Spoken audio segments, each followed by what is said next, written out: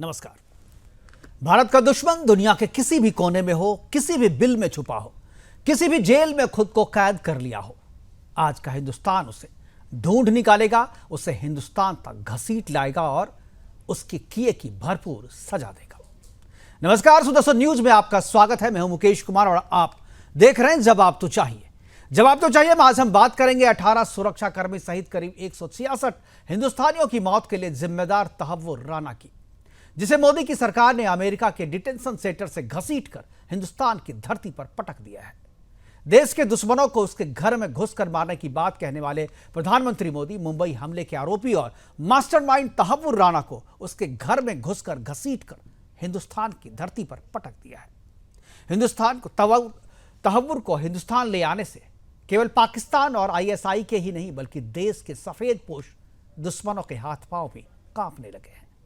चेहरे का रंग पीला पड़ने लगा है। पाकिस्तान और आईएसआई और दाऊद सईद गिलानी जैसे जिसे आप अब तक डेविड कॉलन हेडली के नाम से जानते थे, उसके मुस्लिम नाम को एजेंसियों ने क्यों छुपा के रखा था, इसकी जानकारी भी तहव्वुर से ली जाएगी। 26/11/2008 को हुए इस आतंकी हमले की जांच जिस तरीके से हुई सभी को पता है। हिंदू पहचान के साथ भारत में आए लश्कर के 10 मुस्लिम हमलावरों में 9 को मार गिराया गया। एकमात्र जिंदा बचे आतंकी कसाब की पहचान हिंदू आतंकी के रूप में स्थापित करने की भरपूर कोशिश की जाती रही। भगवा आतंकवाद को स्थापित करने के लिए राजनीतिक बयानबाजी शुरू हो जाती है। तत्कालीन गृह मंत्री चिदंबरम से लेकर वरिष्ठ कांग्रेस नेता दिग्विजय सिंह तक इस कोशिश में लग जाते हैं। तहव्वुर के प्रत्यार्पण की औपचारिक कोशिश 2009 में यूपीए शासनकाल में हुई, लेकिन सरकार के अनमने अप्रोच के कारण वह सफल नहीं हो पाया। 2019 में जब मोदी सरकार ने तहव्वुर के प्रत्यार्पण के गंभीर प्रयास किए तो आज परिणाम सबके सामने है। एनआईए ने तहव्वुर से पूछताछ की पूरी तैयारी कर ली है। घटना को कैसे अंजाम दिया गया, इसमें कौन कौन से लोग शामिल थे, किसकी क्या भूमिका थी, लोकल सपोर्ट देने वाले लोग कौन थे और घटना के बाद नैरेटिव करने वालों से पाकिस्तान, आईएसआई और लश्कर तैयबा के क्या क्या संबंध थे, इन सभी सवालों के साथ तहव्वुर से जवाब की तैयारी की जा रही है। आज अपने प्रोग्राम में हम चर्चा करेंगे कि तहव्वुर के प्रत्यार्पण से हिंदुस्तान में किसके दिलों की धड़कन बढ़ गई है। क्या 26/11 के मुख्य साजिशकर्ता तहव्वुर के नाम को छुपाने के लिए भी की गई थी प्लानिंग? क्या तहव्वुर के प्रत्यार्पण से विश्व बिरादरी के हिंदुस्तान की धाक बढ़ी है? करेंगे चर्चा, और चर्चा को आगे बढ़ाने के लिए हमारे साथ कुछ मेहमान होंगे, उनसे आपका मैं परिचय करवाऊंगा। लेकिन पहले एक रिपोर्ट देखते हैं। रिपोर्ट के बाद मेहमानों से परिचय करवाएंगे, फिर चर्चा की शुरुआत करेंगे।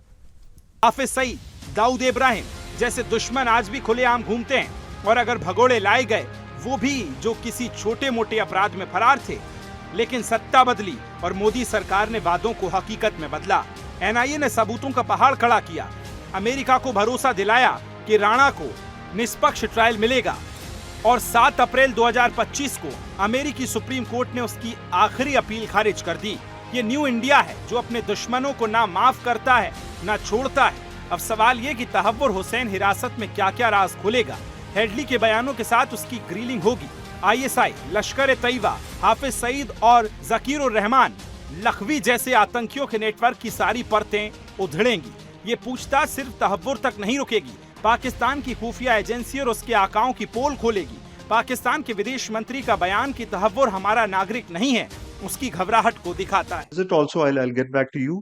On the Tahawwur Rana issue, we have conveyed our position regarding his Canadian nationality. And as far as our record indicates, he did not even apply for renewal of his Pakistani origin documents for the last 2 decades. I reiterate position, we will give further updates in due course. लेकिन सच छिप नहीं सकता। भारत अब सिर्फ surgical strike ही नहीं करता, बल्कि अपने दुश्मनों को दुनिया के किसी भी कोने से घसीट कर लाता है। पाकिस्तान में भारत के दुश्मन एक एक कर अज्ञात हमलों में मारे जा रहे हैं। ये साइलेंट वॉर है जिसे भारत कर्मों से लड़ रहा है। 26/11 का हर साजिशकर्ता, चाहे वो तहव्वुर हो, हाफिज हो या आईएसआई का कोई अफसर, अब बच नहीं सकता। कांग्रेस के जमाने में आतंकियों को शह मिलती थी, लेकिन अब वक्त बदल गया है। भारत अब कमजोर नहीं, आक्रामक है। तहव्वुर का भारत आना सिर्फ शुरुआत है। हर आतंकी को उसकी सजा मिलेगी, चाहे वो फांसी का फंदा हो या सर्जिकल स्ट्राइक की गोली। ये केवल एक आतंकी का प्रत्यर्पण नहीं, बल्कि भारत का संकल्प है। 26/11 के जख्म आज भी हरे हैं, लेकिन अब हम चुप नहीं बैठेंगे। हर गुनहगार को कब्र तक पहुंचाना हमारा लक्ष्य है। तहब्बुर राणा की गिरफ्तारी से दुनिया को साफ संदेश दिया गया है कि भारत अपने दुश्मनों को ना भूलता है, ना माफ करता है। अब वक्त आ गया है कि आतंक की आकाओं को उनकी औकात दिखाई जाए। Bureau report, Sudarshan news.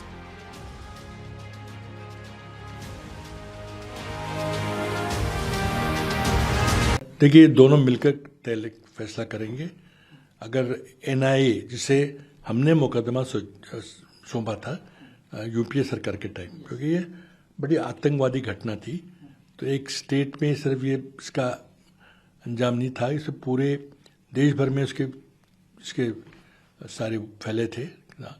तो इसलिए एनआईए को दिया गया। एनआईए को जांच कर रही है, एनआईए आगे मुकदमा बढ़ाएगी। अगर महाराष्ट्र सरकार को राणा का चार्ज चाहिए तो महाराष्ट्र सरकार अपनी We were also trying, BJP government was also trying for a very long time to bring him back to India.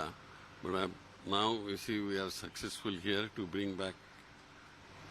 And I think National Investigation Agency, now you will fully dig up and work out on this investigation and will give justice to the incidences.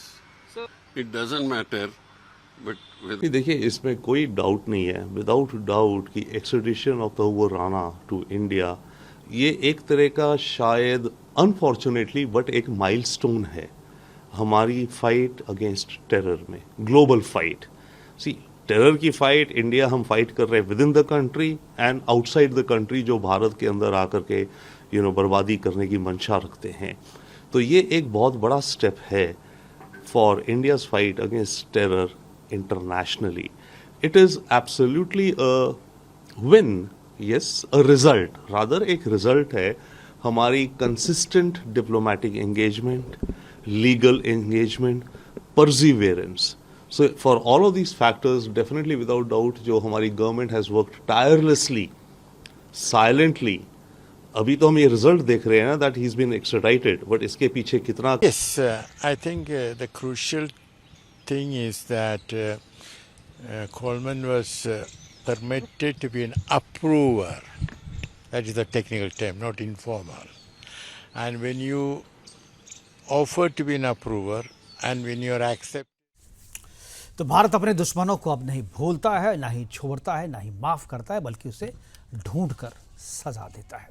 करेंगे चर्चा, और चर्चा को आगे बढ़ाने के लिए हमारे साथ जो मेहमान हैं उनसे मैं आपका परिचय करवा दूं। हमारे साथ प्रोफेसर विदु रावल हैं, बीजेपी के प्रवक्ता के तौर पे, वाचस्पति द्विवेदी हैं, कांग्रेस प्रवक्ता के तौर पर, वेद भूषण जी हैं, पूर्व दिल्ली पुलिस के रिटायर्ड एसीपी हैं, पूर्व मेजर जनरल जेके बंसल साहब हमारे साथ हैं, रक्षा विशेषज्ञ के तौर पर, और रिटायर्ड कर्नल शैलेंद्र सिंह जी हैं हमारे साथ, दूसरे रक्षा विशेषज्ञ के तौर पर। दोनों सभी मेहमानों का स्वागत है। और चर्चा की शुरुआत मैं रिटायर्ड कर्नल शैलेंद्र सिंह जी से करना चाहूँगा, क्योंकि ये मसला ही ऐसा है कि मुझे लगता है कि कर्नल साहब से शुरुआत करना ज़्यादा बेहतर होगा। कर्नल साहब, ये जो कामयाबी है, इस कामयाबी को कितना बड़ा मानते हैं, और जिस केस में इसे लाया गया है मुंबई हमले के, क्या आपको लगता है कि जो राज खोलेगा उस राज से पाकिस्तान, ISI और भारत के भीतर के कुछ सफ़ेद पोश में एक्सपोज हो गए? जय हिंद, नमस्कार। देखिए, जब तक बात करेंगे हम कामयाबी की, मैं कहूंगा कामयाबी है देश की दृढ़ निश्चय की कि हम हर एक टेररिस्ट को या तो सुला देंगे या उसे भारत वापस लाकर उसको न्याय दिया जाएगा, जिसके तहत जो उसने काम किया है उसकी उसे पूरी उचित सजा मिलेगी। उससे भी बड़ी बात यह है कि पूरी दुनिया में आज इंडिया ने दिखा दिया कि नहीं, हम इस बात में बहुत ज्यादा सीरियस हैं, हम इसको किसी भी हालत में लाइंग डाउन नहीं लेंगे, क्योंकि आपने देखा कि ये जो एक्स्ट्राडिशन का जो प्रोसेस था वो एक बार रिजेक्ट हो गया था, फिर भी हमने 2018-19 के बाद से उसे स्टार्ट रखा, और आज हम देख रहे हैं कि उनका प्रेसिडेंट, यूएस का प्रेसिडेंट एक बड़े अजीब और गरीब नाम से बोलता है कि this evil man. That means हमने यूएस को भी कन्विंस किया है, उसके सुप्रीम कोर्ट को कन्विंस किया है कि ये एक वो इविल मैन है जो ह्यूमैनिटी के खिलाफ है। मुझे लगता है आज भारत ने दिखा दिया वो 166 फैमिलीज को जिनके अपने लोग इस अटैक में मारे गए थे, उनको बता दिया कि आपके लिए न्याय है। 140 करोड़ लोगों को, आप और हमको देश ने प्रूव किया है कि जो कहा गया है उसे किया जाएगा, चाहे उसके लिए कोई भी कीमत हो। मुझे लगता है जहां तक पाकिस्तान का सवाल है, पाकिस्तान ऑटोमेटिकली जस्टिफाई कर रहा है कि ये इंसान उनका है नहीं, जबकि हमने तो उनसे पूछा भी नहीं था। सबसे बड़ी बात यही आती है कि इस पूरे के पूरे एपिसोड में पाकिस्तान का क्या रोल है वो राणा जो है वो डिस्क्लोज करेगा। हमारी जो जितनी भी एस्टिमेट्स लगाए गए हैं, प्रूफ इकट्ठे करे गए हैं, उनको वो रीवेरीफाई करेगा, उनको दिखाया जाएगा पाकिस्तान को और दुनिया के देशों को कि देखिए किस तरीके से आज हमारे पास एक फिजिकल विटनेस एविडेंस है जिसने ये सारा काम किया। और जाहिर बात है कि किस तरह से आईएसआई इन्वॉल्व है, किस तरीके से पाकिस्तान आर्मी इन्वॉल्व है, किस तरीके से हाफिज सईद इन्वॉल्व है, लखवी इन्वॉल्व है, और ये सारे टेररिस्ट ऑर्गेनाइजेशन और लीडर्स जो वर्ल्ड डिक्लेयर्ड हैं ये सब पाकिस्तान में है, और फिर भी पाकिस्तान एक डिनायल मोड में आंख बंद किए बैठा है। I think best part is Pakistan will be exposed. बिल्कुल, पाकिस्तान एक्सपोज होगा, और पाकिस्तान के साथ साथ अपने देश के भीतर कौन कौन एक्सपोज होंगे इस पे भी नजर होगा कि बहुत सारे केस की जो इन्वेस्टिगेशन शुरू से लेकर कब तक चली है उसमें भी बहुत सारे लोगों पे सवाल उठे थे। मुझे लग रहा है कि उन सवालों के जवाब भी लेने की कोशिश की जाएगी। Retired major general J K. Bansal साहब हमारे साथ हैं। बंसल साहब, इस कामयाबी को जिस तरीके से रिटायर्ड कर्नल शैलेंद्र सिंह ने किया है, मैं चाहूँगा उससे आगे थोड़ी बात करें कि जो बलिदानी 166 जो भारत के लोग थे, जो 166 बलिदानी थे, वो कह रहे हैं कि फांसी दी जाए, इसे फांसी की मांग कर रहे हैं। लेकिन जो हमारे संधि जो है, एक्स्ट्राडिशन संधि जो अमेरिका के साथ है, उसमें जो क्लाउजेस है उसके हिसाब से हम इसे फांसी नहीं दे सकते। क्या लगता है फांसी से नीचे क्या हमें इसे कितने दिन तक रखना पड़ेगा? क्या उससे ज़्यादा ज़रूरी है कि जो बात ये जो राज खोलेगा तहव्वुर राना, वो राज ज़्यादा ज़रूरी है, वो राज ज़्यादा महत्वपूर्ण है फांसी देने से? नमस्कार मुकेश जी, बहुत ही अच्छा प्रश्न आपने किया है। ये जो है फांसी देना तो जरूरी है या इम्पोर्टेंट है, उससे भी ज्यादा इम्पोर्टेंट है कि वो राज क्या खोलता है, राज पाकिस्तान के बारे में क्या खोलता है। क्योंकि जो है अजमल कसाब ने और ये पहले पाकिस्तान ने भी माना था कि पाकिस्तान का इसमें इन्वॉल्वमेंट था, और उन्होंने कुछ लोगों के अगेंस्ट में जो है जो वो उन्होंने केस भी किया था और अरेस्ट भी हुए थे। यूसुफ रजा गिलानी जो वहाँ के प्राइम मिनिस्टर थे और जो जरदारी प्रेसिडेंट थे, उन्होंने इस बात को एक्सेप्ट किया था और ये तो मान ही लिया था कि हाँ 2009 में अभी पाकिस्तान डिनायल मोड में है। जैसे कि कहा कर्नल साहब ने भी कहा है कि उनके जो विदेश मंत्रालय ये कह रहा है कि जो हमारा कोई रोल नहीं, वो कहते हैं कि एक चोर की दाढ़ी में तनख्वाह, तो वो उनको पता है कि हाँ उनका रोल है, इसलिए उन्होंने इस बात को कहा है।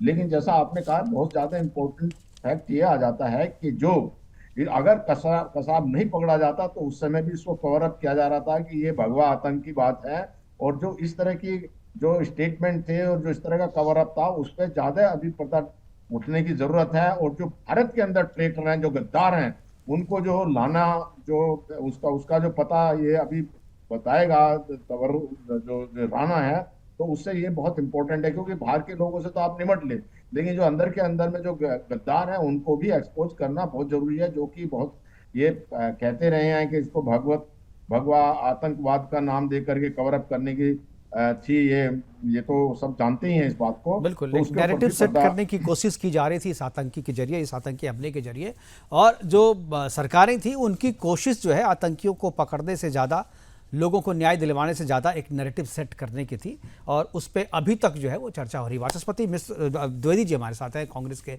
नेता हैं। वाचस्पति जी, यह जो आरोप लगता है कि आज तहव्वुर राना को ले आया गया है और जो बातें, जो इंक्वायरी होगी, जो पूछताछ होगी, उसके बाद जो निकलेंगे उस पर तो बाद में चर्चा करेंगे, लेकिन जो एक नैरेटिव सेट करने की कोशिश की गई थी कसाब के जरिए, कसब के हाथ में जो कलावा बांधा गया था उसके जरिए, क्या आपको लगता है कि इस हमले पे भारत के भीतर जो है, जो तत्कालीन सरकारी थी, यानी आपकी जो सरकार थी, वो जो बलिदानी थे उसको न्याय दिलाने से ज़्यादा अपने नैरेटिव को सेट करने पे ज़्यादा ध्यान दिया था? यही वजह है कि जो एक्स्ट्राडिशन के लिए जो प्रयास किए जाने चाहिए थे वो उस तरीके के प्रयास नहीं हुए, वो रिजेक्ट हो गए, और अब जब सरकारें इसको गंभीरता से आगे इस मसले को बढ़ाया तो अब ये रिजल्ट सबके सामने है।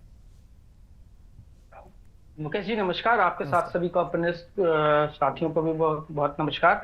जो आपने कहा मैं उस बात को बिल्कुल सिरे से खारिज करता हूं कि मैं आपको क्रोनोलॉजी उसकी समझाता हूं। उससे क्या जो आप कह रहे हैं नैरेटिव सेट करने, ये सब जो बातें कर रहे हैं, मनगढ़ंत बातें हो रही, मैं आपको बताना चाहता हूँ यूपी 2A के दौरान ही सारे जरूरी दस्तावेज उनको दे दिए गए थे।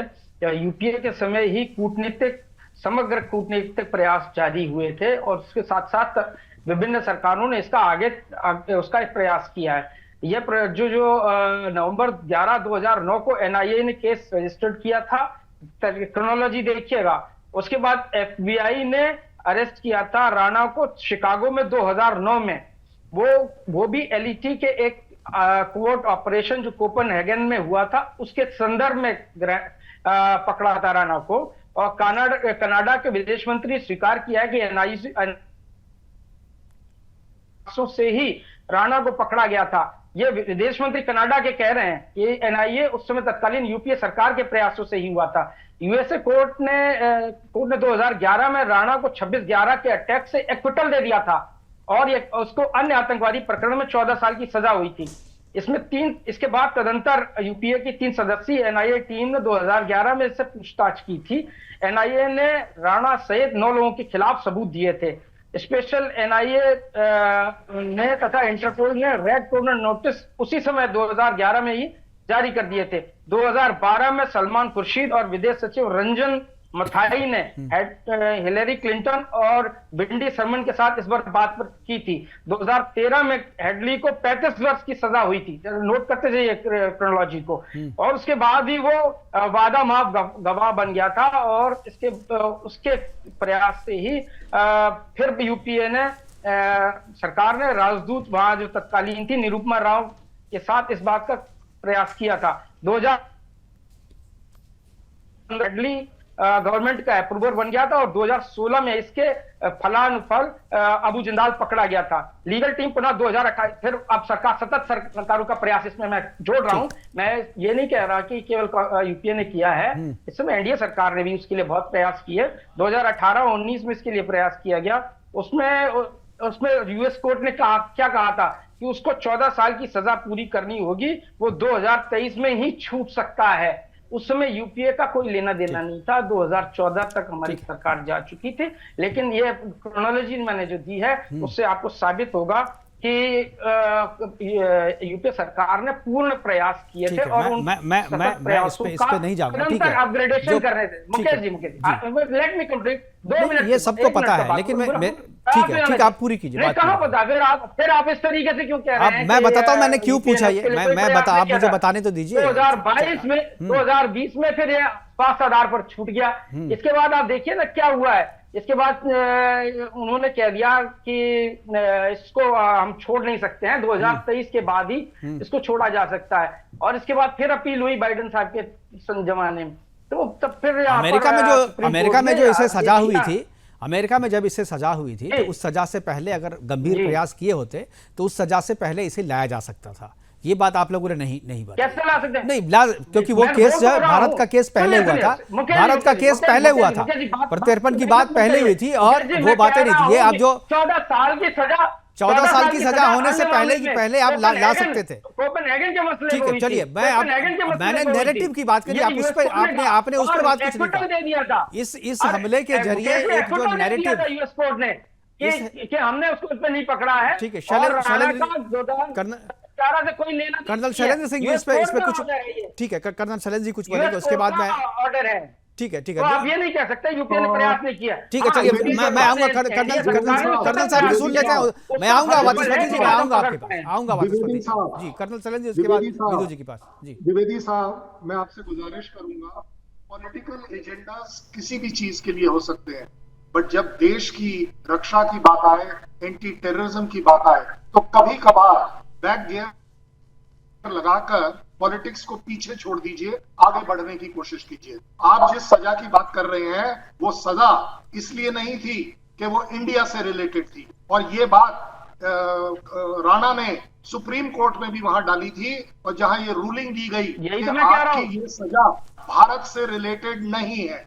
सो आप देखिए ये भी यही बात कर रहे हैं प्रोफेसर विदुल जी का। ठीक है, आपने साफ कर दिया आपने जी। प्रोफेसर विदु रावल जी। जी मुकेश जी, मुझे लगता है कि मेरी आवाज ठीक ठाक आ रही है। बहुत अच्छे से आ रही है जी। मैं उम्मीद करूंगा एक क्रोनोलॉजी कांग्रेस के प्रवक्ता ने जो है सुनाई है इस देश को, एक क्रोनोलॉजी वो मुझसे भी सुनकर जाएं और बड़े धैर्य से सुने वो क्रोनोलॉजी। 26/11 का हिंदुस्तान पर हमला हुआ और यह हमला युद्ध के बराबर था, क्योंकि भारत की आर्थिक राजधानी को किस प्रकार से हॉस्टेज बना लिया गया था, किस प्रकार से अपहरण कर लिया गया था उस रात, किस प्रकार से हमने देखा कि 3-3 दिन तक जो है आतंकवादी जो है भारत की आर्थिक राजधानी के विशिष्ट पॉइंट्स पर, ताज होटल पर, ओबरॉय होटल पर, नरीमन हाउस पर, छत्रपति शिवाजी टर्मिनस पर किस प्रकार से जो है वो गोलियां बरसा रहे थे, खून की नदियां बही हुई थी, रक्त रंजित कर दी थी वो मुंबई की जमीन। हमने ये देखा। उसी रात को देर शाम जो है मानेसर के अंदर, क्योंकि उस समय एनएसजी का केवल एक ही ट्रेनिंग सेंटर रहता था मानेसर के अंदर, उसी रात को मानेसर में टेलीफोन कॉल द्वारा बताया गया कि इस प्रकार से एक अटैक हुआ है और एनएसजी को ये टेक ओवर करना है, क्योंकि जो आतंकवादी हैं उनके पास जो हथियार हैं उनसे मुंबई पुलिस जो है वो शायद उनका सामना नहीं कर पाएगी।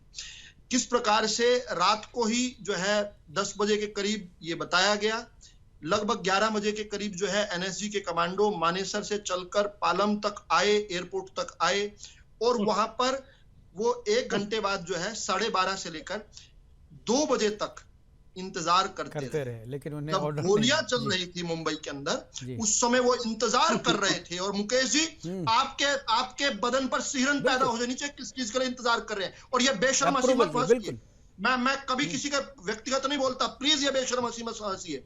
जब हिंदुस्तानियों की जान जा रही थी उस समय 1.5 घंटे तक एनएसजी कमांडो जो है विमान में बैठकर इंतजार कर रहे थे कि कांग्रेस का वहां पर मंत्री शिवराज सिंह पाटिल जो है वो शिवराज सिंह पाटिल कब जो है अपने कपड़े बदलकर वहां पर आए और उस शिवराज सिंह पाटिल को उसी विमान में जाना था।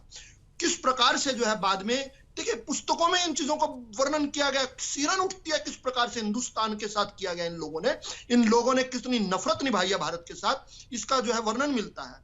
और एक क्रोनोलॉजी और सुनिए, ये अभी क्रोनोलॉजी बता रहे थे, अमेरिका के बारे में बता रहे थे, हिलरी क्लिंटन के बारे में बता रहे थे। हिलरी क्लिंटन विदेश मंत्री थी, किनकी विदेश मंत्री थी, विदेश सेक्रेटरी बोलते हैं वहां पर, किसकी थी, बराक ओबामा की। मनमोहन सिंह जी के मित्र थे। मनमोहन सिंह जी के साथ जब वो मनमोहन सिंह जी के समय जब वो हिंदुस्तान आए तो बराक ओबामा जी ने, और ये मैं उनकी पुस्तक को कोट कर रहा हूं, उनकी पुस्तक है अ प्रोमिस्ड लैंड, उनकी पुस्तक है अ प्रोमिस्ड लैंड, उसमें उन्होंने इस बात का जिक्र किया, उनकी बायोग्राफी है, उनके खुद लिखित। बराक ओबामा ने मनमोहन सिंह जी से पूछा कि 26/11 का इतना दुर्दांत हमला हो गया, आपने पाकिस्तान पर कुछ किया क्यों नहीं। जवाब सुनकर जो है आपके अगर रोंगटे खड़े नहीं हुए ना तो आप भारतीय नहीं हो सकते। जवाब मनमोहन सिंह ने यह दिया कि अगर हम पाकिस्तान पर हमला करते तो इसका अगले साल जो 2009 में चुनाव होने वाले थे बीजेपी फायदा उठा लेती, मुस्लिम विरोधी माहौल बन जाता भारत में। अरे इस प्रकार से इन लोगों ने नोचा है, इस प्रकार से। अगर आप कांग्रेस वालों से नफरत नहीं करते ना जी, तो आपके अंदर कोई ना कोई एक सहिष्णुता का एक सेल फालतू है। मैं एक और बात बताता हूं, यहां बात खत्म नहीं होती, क्रोनोलॉजी की बात कर रहे हैं। क्रोनोलॉजी ये भी है कि 2010 में 20 जुलाई 2010 को मनमोहन सिंह जो हैं अमेरिका के एम्बेसडर, जो उस समय के एम्बेसडर थे टिमोथी रॉयमर, उनके लिए जो है एक लंच होस्ट करते हैं। उस लंच के अंदर राहुल गांधी भी आते हैं। टिमोथी रॉयमर जो हैं, जो अमेरिका के एम्बेसडर हैं, उन्होंने राहुल गांधी से पूछा कि लश्कर तोयबा कितना बड़ा थ्रेट है भारत के लिए। राहुल गांधी कहते हैं कि लश्कर तोयबा कोई बड़ा थ्रेट नहीं है इतना। लश्कर तोयबा, और उस समय लिटे भी एक थ्रेट हुआ करता था, LTTE, लिटे और लश्कर तोयबा से बड़ा थ्रेट तो हिंदू सैन्यकरण है, हिंदू रेडिकल हिंदू जो है वो है। और ये विकीलीक्स में जो है इसका खुलासा हुआ। एक और पुस्तक है, मैं बात पूरी कर रहा हूं। ये चीजें हाथ नीचे कर लीजिए, मैं क्रोनोलॉजी समझा रहा हूं। आऊंगा द्विवेदी जी, आ जाऊंगा आपके पास। कर लीजिए हाथ नीचे, बहुत गुस्से में हूं मैं आज, बहुत गुस्से में। वाचस्पति जी भी आ जाऊंगा, चलिए आप बोलते रहिए। हाँ, एक और मुंबई के तत्कालीन ज्वाइंट कमिश्नर थे जो राकेश मारिया, वो हैरान थे कि किस प्रकार से उस समय जो है उनको केवल कंट्रोल रूम में जो एक सब इंस्पेक्टर लेवल का काम था वो करने के लिए रोक दिया गया। और जिस व्यक्ति ने रोका उसका भाई जो है वो कांग्रेस की सरकार में मंत्री था। अब मैं कोई अपने देश के आर्म फोर्सेस के ऊपर, कोई आर्म फोर्सेस के किसी व्यक्ति पर नहीं आरोप लगाना चाहता हूं, इतना मैं गिरा हुआ नहीं हूं, लेकिन उसी व्यक्ति ने बाद में एक पुस्तक लिखी। उस पुस्तक को जिसको आप पढ़ते हैं, जो अजीज बरने की उर्दू के संपादक ने रिलीज की, कि आरएसएस की साजिश थी। किस प्रकार से हिंदुस्तान को नोचा गया है ना इन लोगों को। अगर अच्छा, एक और छोटा सा दृष्टांत बता देने दीजिए, खैर समय ले लिया मैंने। जब ये डेविड कोलमैन हेडली का बता रहे थे ना अभी, वाचस्पति जी पूरी जानकारी लेकर आइए, शायद आपको भी कांग्रेस से नफरत होने लगे। जब डेविड कोलमैन हेडली से भारत की जो एजेंसीज पूछने गई हैं, तो डेविड कोलमैन हेडली ने उस समय के जो जेलर थे, जो सैम स्टीफन्स थे उनका नाम, उनको जो बताया है उनके वार्तालाप के अनुसार, वो हैरान थे कि उनसे मुंबई अटैक के बारे में कोई जानकारी नहीं ली जा रही है, उनसे भी हिंदू और सेफरन टेररिज्म की बात की जा रही है। डेविड कोलमैन हेडली से हमारे लोग पूछताछ कर रहे हैं और उनको सीधा नैरेटिव दिया गया है कि किसी प्रकार से हिंदू एंगल इसमें जोड़ दीजिए। किस प्रकार से इनका कतई कोई ध्यान नहीं था। और जब लोग कहते हैं ना कि अचानक से ऐसा क्या हुआ कि 2014 के बाद मोदी की सरकार आ गई, तो जो हिंदुस्तान कभी हैदराबाद में, कभी मालेगांव में, कभी मुंबई के अंदर, कभी दिल्ली के अंदर दीपावली और होली के सजे हुए बाजारों में, कभी वाराणसी लखनऊ के अंदर, कभी जयपुर अहमदाबाद के अंदर, कभी अक्षरधाम मंदिर के अंदर विस्फोट होते थे, अचानक से विस्फोट होने कैसे रुक गए? ये इंडियन मुजाहिदीन के लोग जो हैं ये कहां चले गए? तो इसका जवाब ये है कि जिस प्रकार से इंडियन मुजाहिदीन को स्लीपर सेल का काम जो है इस समय, उस समय की जो सत्ताधारी कांग्रेस पार्टी कर रही थी, इसके ऊपर भी जो है जांच होनी चाहिए। और एक एक लोग जो इसमें शामिल हैं, वो चाहे सत्ता के कितने शीर्ष पर बैठे हों, मुकेश जी, उनको कान से पकड़कर, हिंदुस्तानियों के गुनहगार हैं ये, हिंदुस्तानियों का इस पंजा जो आप देखते हैं इनके निशान पर, मैं पहले वेदभूषण जी के पास आऊंगा, बहुत देर से नीचे कर लीजिए उंगली आप अपनी, ये खून लगा हुआ है आपके पंजे पर। हिंदुस्तानियों के रक्त पिपासु गिद्धों ने खून पिया है इन लोगों ने। बिल्कुल, वाचस्पति जी आऊंगा, पहले मैं एक बार वेदभूषण जी, ये हिंदुस्तान के साथ इन लोगों ने। वेदभूषण जी, आप जिस समय ये हमला हुआ उस समय आप सर्विस में थे, और उस समय जिस तरीके की बात की जा रही है, जो विदु रावल जी ने कहा और दूसरे लोगों ने कहा कि किस तरीके से इसमें पॉलिटिकल हस्तक्षेप होकर के चीज़ों को प्रभावित करने की कोशिश की जा रही थी, क्या आपको लगता है कि आपने भी कभी ऐसा अनुभव, क्या आपको लगता है कि इतनी बड़ी घटना को पॉलिटिकल प्रेशर के जरिए एक दूसरा नैरेटिव सेट करने के लिए इस्तेमाल किया जा रहा था इसकी जांच को? देखिए मुकेश जी, अभी तो शुरुआत हुई है। पूरी भारत की investigating agency NIA, Mumbai police और तमाम भारत की डिप्लोमेसी की आज बहुत बड़ी जीत हुई है। 2008 के बाद में 97 की टिट्टी के तहत आज हम उसको इंडिया की जमीन पर लेकर आए हैं। अभी केवल शुरुआत है। अभी आप बात कर रहे थे पॉलिटिकल कनेक्शंस, वो निकल कर आएंगे जब उसकी इंट्रोगेशन होगी, उसके साथ में तमाम एविडेंसेस को कॉरोबोरेट और कंट्राडिक्ट कराया जाएगा। दूसरा, अभी बात चल रही थी कि फांसी की बात, फांसी से ज्यादा अब हिंदुस्तान का कानून बदल गया है। 2024 में 3 बड़े कानून लाए गए हैं, भारतीय न्याय संहिता, भारतीय नागरिक सुरक्षा संहिता और भारतीय साक्ष्य अधिनियम। उसमें जो आजीवन कारावास यदि होगी, कंफर्म है, होगी, मैं यदि नहीं बोल रहा, कंफर्म है, क्योंकि इतने अकाट्य सबूत मौजूद हैं अमेरिका की फाइल्स के अंदर। इंडिया में तो अभी शुरुआत कर रहे हैं हम इन्वेस्टिगेशन की। वो राणा जो है वो खोलेगा देश के गद्दारों के नाम या देश के गद्दारों के राज को खोलेगा। चर्चा जारी है, हमारे सारे जो मेहमान हमारे साथ बने हुए हैं, और वापस हम एक बार चलेंगे वेदभूषण जी पर, अपनी बात पूरी कीजिए, उसके बाद मैं विदु रावल और वाचस्पति जी के पास जाऊंगा। जी विदु रावल, वेदभूषण बात चल रही थी आजीवन कारावास। आजीवन का, जी। इस देश की सबसे बड़ी अदालत ने कहा है कि अब आजीवन कारावास का मतलब है कि आपकी डेड बॉडी बाहर आएगी।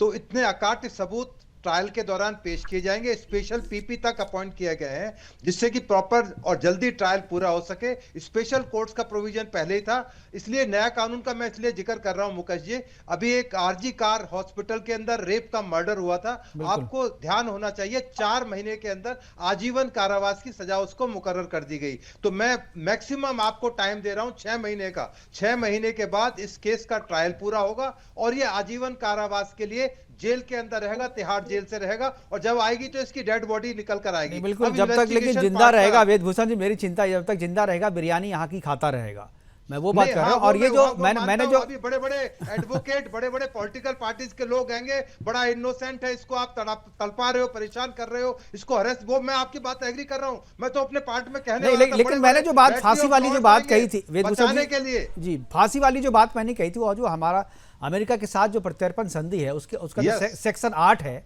उस सेक्शन 8 में आज मैं पढ़ रहा था, सेक्शन 8 में ये लिखा हुआ है कि अगर अमेरिका से आप किसी को लाते हैं, प्रत्यर्पण कराते हैं, तो आप उसको फांसी नहीं दे सकते। इसीलिए मैंने इसका जिक्र किया कि इसे हम फांसी नहीं दे सकते। क्या आजीवन कारावास तो मुझे लगता है कि और बड़ी सजा है, और जब तक रहेगा जिंदा तब तक ये भुगतता रहेगा। वाचस्पति द्विवेदी जी कुछ बोलना चाह रहे थे, जवाब देना चाह रहे थे। जी जी, वेदभूषण जी का वीडियो चला गया। जी जी, वाचस्पति जी बोलिए, अपनी बात पूरी कीजिए। देखिए, मुखिया जी, जिस तरीके से विदु रावल जी पर्सनल हो रहे थे, मैं खुद बात कह रहा हूँ कि हिंदुस्तान की जीत है, हिंदुस्तान की सभी सरकारों की जीत है, हिंदुस्तानी अवाम की जीत है कि जिसने हिंदुस्तान को आतंक के मोहरे पर रखा हुआ था, अब उसमें मुलव्विस था, तो वो व्यक्ति आज सभी सरकारों के प्रयास है। इसमें यूपीए एनडीए करने की कोई बात नहीं है। हाँ, अगर वो आपको पकड़ में आया है, वो शब्दों का इस्तेमाल न करते हुए कहा जाए कि ये सच बात है, इसके बाद राज उगलेगा, वो बताएगा कौन कौन लोग शामिल है जो उसमें मुलव्विस रहे हैं, जो उसके साथी रहे हो, चाहे हिंदुस्तान के हो चाहे बाहर के हो, उनको कड़ी से कड़ी सजा भारत सरकार देगी, या तो वो मिलना ही चाहिए। इसमें किसी को गुरेज थोड़ी है, वो बात नहीं, भारतीय इस पर फक्र करेगा। वाचस्पति जी इस पे किसी को गुरेज नहीं, सारी पॉलिटिकल पार्टी एक जैसा सोचती है। लेकिन आपकी तरफ से जो नैरेटिव, जो भगवा टेरर का जो नैरेटिव करने की कोशिश की गई थी, सारा मसला तो उस पर ला करके खड़ा हो जाता है ना। आपने चार्जशीट में बाकायदा जो है वो टर्म यूज किया था। जी मुकेश जी, सैफरन टेरर जो है आपने टर्म यूज किया था पब्लिक डोमेन में। सवाल फिर ये भी उठेगा कि किस तरीके से कसाब की गोली से नहीं मरे थे, किसने मारा था? वो मुंबई की पुलिस के एक राइट विंग आदमी ने उनको मरवाया था। किस तरीके से उनको ये कहां पर नहीं जाना चाहिए? नहीं जाना क्यों नहीं चाहिए? बिल्कुल जाइए आप, बिल्कुल जाइए आप। गलत चीज यहाँ पर नहीं बोल सकते। ठीक है, बुक्स में है, ठीक है, ये भी सारी चीजें हैं। ठीक है, कि किस तरीके से वो जैकेट मांगते रहे, 3 घंटे तक उनको फराहम नहीं की गई। किस तरीके से मुंबई के वाचस्पति जी जवाब ले लीजिए। वाचस्पति जी जवाब ले लीजिए, जवाब ले लीजिए। जी, देखिए, ये कौन सी पुस्तकें पढ़ रहे हैं उनका मैंने जिक्र कर दिया। वो पुस्तकें जो पढ़ रहे हैं जिसमें इन्होंने इस देश के वीर बलिदानी हेमंत करकरे की श्रीमती जी ने आकर इनका निंदा की हुई है। बिल्कुल सामने आके कही करकरे आपके, बल्कि मैं याद कर पा रहा हूं आपके चैनल पर करकरे की, बिल्कुल इनको, लेकिन शर्म नहीं आ रही है। देखिए, मैं इसको राजनीतिक रूप बिल्कुल नहीं देना चाहता हूं, लेकिन आज की डिबेट एक प्रमाण है कि आपके लिए कांग्रेसी होने का मतलब शर्म को छोड़कर फेंकना पड़ेगा अगर आप कांग्रेसी हैं। अरे छोड़िए, आपको एक और बात, अरे वो आदमी छोड़िए जो मुस्लिम लीग के साथ सरकारों में रहे हो, कैसी बातें करते हो। वाचस्पति जी बीच में मत बोलिए। वाचस्पति जी बीच में नहीं, प्लीज बीच में नहीं। वाचस्पति जी बीच में मैं अलाउ नहीं करूंगा, बीच में मैं बिल्कुल इजाजत नहीं दूंगा। मैं बिल्कुल आपको साइलेंट कर दूंगा। बिल्कुल जी, विदु जी बात कीजिए। मैं बताना चाहता हूं कि किस प्रकार से उस समय लाइव टेलीकास्ट को रोकने के लिए जो है एनआईए ने लगातार जो है निवेदन किया कि लाइव टेलीकास्ट को रोक दिया जाए, लेकिन नरीमन हाउस था जहां पर इजरायली, बीच में नहीं बोलेंगे, ये गलत। आपको समय दिया जाएगा वाचस्पति जी, आपको समय दिया जाएगा। मैं बारी बारी से बोलिए। आप जनता को अगर बोलना सुनाना चाहते हैं तो बारी बारी से बोलिए। सुनने का दिन है आपके लिए, सुनने का दिन है। सुनिए एक बार, प्लीज सुनिए। मैं रिक्वेस्ट कर रहा हूं आपसे, सुनिए। आप बुरे व्यक्ति नहीं होंगे, किसी ना किसी कारण से होंगे। सुनिए, देखिए, बीच में नहीं। वाचस्पति जी मैं आऊंगा आपके पास। जी विदु जी, नरीमन हाउस में बहुत सारे यहूदी लोग जो है रहा करते हैं, जिसकी पहले रेकी जो है की गई। उस रेकी के बाद पता किया गया कि उसके सामने जो संकरी गली है, वहां पर हम जो है किसी भी प्रकार के अटैक को रोक सकते हैं लंबे समय तक। तब उस समय जो है वहां पर जो 2 आतंकवादी थे, उनमें से एक ने उसको वहां पर AK-47 से गन पॉइंट पर ले लिया। जब ये ध्यान में आ गया कि उसको किसी प्रकार से जो है नहीं किया जा सकता, उस समय NSG ने एक स्ट्रेटेजी बनाई उस समय कि हम जो है मतलब रूफ से जो है छत के ऊपर से नीचे आएंगे। इस बात को दूसरी छत पर बैठे एक चैनल ने लाइव टेलीकास्ट किया। इससे कुछ घंटे पहले खुद NSG ने रिक्वेस्ट की थी कि लाइव टेलीकास्ट को रोक दिया जाए। कुछ घंटे पहले NSG के महान वीर जो सैनिक थे, संदीप उन्नीकृष्णन, शहीद हो गए, बलिदानी हो गए इस देश के लिए, क्योंकि वो नहीं रुका। और जिसने लाइव टेलीकास्ट किया था उसके साथ क्या हुआ पता है? उसको पद्मश्री का अवार्ड दिया, उसको कांग्रेस की सरकार ने पद्मश्री का अवार्ड दिया। बात यही नहीं होती। जो इंडियन एयरफोर्स के चीफ हैं वो 2 दिसंबर को, जब 26 नवंबर के बाद 2 दिसंबर को जब वो मनमोहन सिंह जी के पास गए, पूरी इंटेलिजेंस की पर रॉ और सभी प्रकार की एजेंसीज की रिपोर्ट्स लेकर गए थे और ऑप्शंस टटोली जा रहे थे कि किस प्रकार से मिलिट्री रिटेलिएशन हम कर सकते हैं। उस समय के इंडियन एयर चीफ मार्शल थे या इंडियन एयरफोर्स चीफ थे धनोआ साहब अपनी पुस्तक में लिखते हैं कि मनमोहन सिंह जी ने साफ मना कर दिया कि ये दिन है, थोड़े दिन तक हिंदुस्तान में उबाल रहेगा, उबाल शांत हो जाएगा। मैं याद करके बताना चाहता हूं कि क्या हम अगले पुस्तक में लिखा है। वाचस्पति जी इस समय के जो अधिकारी थे उनकी लिखी हुई किताब है। कांग्रेस की शुरू से प्रतिबद्धता जो है सत्ता हासिल करने। इनको किताब का नाम बता दीजिए विदु जी, इनको किताब का नाम बताइए। ठीक है, मैं किताब का नाम आपको भेज दूंगा, मैं किताब का नाम भेज दूंगा। अरे बहुत मशहूर किताब है ये, इंडियन एयरफोर्स चीफ की है, जो धनोआ साहब है उनकी पुस्तक है, पढ़ लीजिए, गूगल कर लीजिए, मिल जाएगी आपको, अवेलेबल है। इंडियन एयरफोर्स धनोआ साहब की पुस्तक है, आप उसको देख लीजिए ना। अरे वाचस्पति जी मैं भेज दूंगा, लिंक भेज दूंगा, अमेजॉन पे है, मैं भेज दूंगा। एक पॉइंट और बताने दो, एक छोटा सा पॉइंट। ठीक है, चलिए आपके हमारे पास जेके बंसल जी, मैं जेके बंसल जी के पास जाऊंगा, समय की कमी है। विदु जी आप फिनिश कीजिए जल्दी जी। देखिए मैं ये बताना चाहता हूं कि किस प्रकार से तव्वुर राणा जो है, इन्होंने क्रोनोलॉजी जो बताई उसमें एक चीज छोड़ दी। पहली बात तो उसको गिरफ्तार 26/11 के अटैक के लिए नहीं किया गया था, उसको इस तरह डेनमार्क पर एक हमला करने जा रहे थे दोनों, डेविड कोलमैन, हेडली और ये, लेकिन उसमें भी जब 26/11 का उसने उगला, उस पर केस जो पहला हुआ 2011 में अमेरिका के कोर्ट के अंदर, ये सारे बहुत सारी चीजें हैं। और अभी जो है तहव्वुर तो बहुतों के राज खोलेगा, बहुतों के नाम खोलेगा। केवल 10 सेकंड ठीक 10 सेकंड प्लीज। अमेरिका के कोर्ट में मुकेश जी ये लोग एविडेंसेस नहीं दे पाए, 2011 में वो तो छूट गया था। बिल्कुल यही तो वो राणा जो था ये तो बरी हो गया था, क्योंकि भारत की सरकार जो एविडेंसेस नहीं दे पाई। ये एविडेंसेस किसको दे रहे थे? पाकिस्तान को दे रहे थे। एसएम कृष्णा और पी चिदम्बरम जाकर डोजियर देकर आ रहे थे इतने मोटे।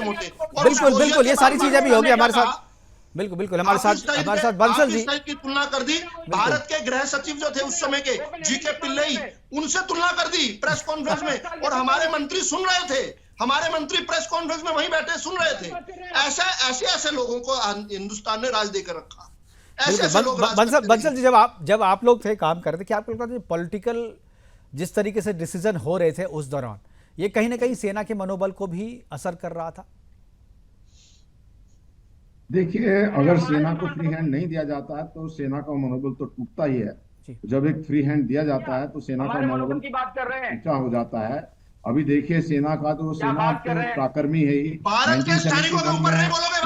इंदिरा गांधी ने मनोबल बढ़ाया, पाकिस्तान के दुख खड़े कर दिए।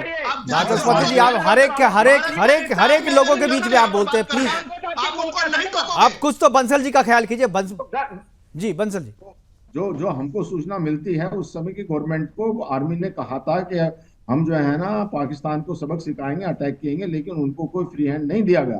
तो जो है इससे जो है फ्री हैंड देना तो बहुत आवश्यक है, क्योंकि देश का जो सिपाही है वो हमेशा तैयार रहता है जान देने के लिए। जो आपने मेजर उन्नी कृष्ण की बात की है, उन्होंने अपने प्राण त्याग दिए और अपना देश उसको बचाने के लिए, वहां पे जो देश की रक्षा करने के लिए। तो इनका जो है पॉलिटिकल विल का बहुत फर्क पड़ता है। अगर पॉलिटिकल विल जो है और वो अपनी सेना के पीछे खड़ी हुई है, साथ खड़ी हुई है, तो उससे मनोबल बढ़ जाता है। जब हाथ बांध दिए जाते हैं तो मनोबल नहीं बढ़ता और वो एक रेस्ट्रिक्शन हो जाता है। विदु जी आऊंगा मैं। एक वेदभूषण जी से मैं 10 सेकंड। वेदभूषण जी मैं केवल पुस्तक का नाम बता दूंगा। हाँ जी पुस्तक का नाम बता दूं। द फॉरगॉटन फ्यू है, आईएएफ चीफ जो है धनोआ साहब, उनकी पुस्तक है, पढ़ लीजिए अच्छे से। ठीक है वाचस्पति जी, संतोष हो गया आपको। अरे पेज नंबर क्या आपको पढ़ के बता देंगे, मैं बता दूंगा, टाइम नहीं अभी इसको ये डिस्कस करने के लिए, समय की। वेदभूषण जी क्या आपको लगता है कि स्लीपर सेल जो थे चूंकि ये जो इतना बड़ा हमला हुआ बिना किसी लोकल सपोर्ट के ये संभव नहीं था, तो क्या लगता है कि लोकल सपोर्ट के नाम जो है वो सामने आएंगे और लोकल सपोर्ट के बिना ये चीज संभव नहीं था? इसको देखते हुए तहव्वुर राणा का जो इंट्रोगेशन है वो बड़ा महत्वपूर्ण हो जाएगा। वेदभूषण जी आवाज आ रही है? आपका वीडियो तो चला गया है। लगता था वेदभूषण जी से हमारा संपर्क हमारा टूट गया। जी बंसल जी, पूछताछ करके जो है ना हार्ड एविडेंस प्राप्त किए जाए कि देश के अंदर कौन गद्दार हैं और उनको सजा दिलाई जाए, ये बहुत इंपॉर्टेंट है। जो बाद में हुआ, जो ये पॉलिटिकल स्टेटमेंट है वो अपनी जगह रहे, लेकिन ये बहुत ही इंपॉर्टेंट है कि इस समय जो तैमूर राणा है उसको पूरा समय को इस्तेमाल करके, इन्वेस्टिगेशन करके, उसके रिकॉर्डिंग करने के बाद में जो देश के अंदर गद्दार हैं उनको चिन्हित किया जाए और उनको दंड दिलाया जाए। जी बिल्कुल बिल्कुल बिल्कुल सर, हमारे साथ जुड़ने के लिए, प्रोग्राम को वाइंड अप करने के लिए कहा जा रहा है। हमारे साथ जुड़ने के लिए विदु रावल जी आपका, वाचस्पति द्विवेदी जी आपका, और हमारे बंसल साहब हमारे साथ जुड़े आपका, और शैलेंद्र जी हमसे हमारे साथ जुड़े थे, आपका भी बहुत बहुत धन्यवाद। वेदभूषण जी जुड़े थे, उनका भी बहुत बहुत धन्यवाद। लेकिन तहव्वुर अभी आया है और इस तहव्वुर से जो इंट्रोगेट किया जाएगा, इंट्रोगेट, तो वो केवल मुंबई हमले के बारे में जो बताए उतना ही नहीं, जो आने वाले जो देश के छुपे हुए दुश्मन है हमारे, आने वाले हमले कर सकते हैं, उनके राज भी ये खोलेगा। क्योंकि जो स्लीपर सेल भारत में जो एक्टिव था, जो कि अभी फिलहाल एक्टिव नहीं है, लेकिन वो मरे नहीं है, वो जिंदा है, कभी भी किसी वक्त जिंदा किया जा सकता है, और उसके राज भी जो है तहव्वुर खोलेगा, इस तरह की सूचना है। और जो सफ़ेद पोश है, जो इस पूरे हमले में कहीं ना कहीं राजनीतिक इस्तेमाल कर रहे थे और अपने राजनीतिक फायदे के लिए कहीं ना कहीं इस हमले के जवाबी कार्रवाई को प्रभावित कर रहे थे, उनके नाम भी तहव्वुर खोलेगा। और उसके बाद से राजनीति में एक नई भूचाल भी आएगी, राजनीति में एक नई हलचल भी होगी। फिलहाल अभी के लिए इतना ही, दीजिए इजाजत, नमस्कार।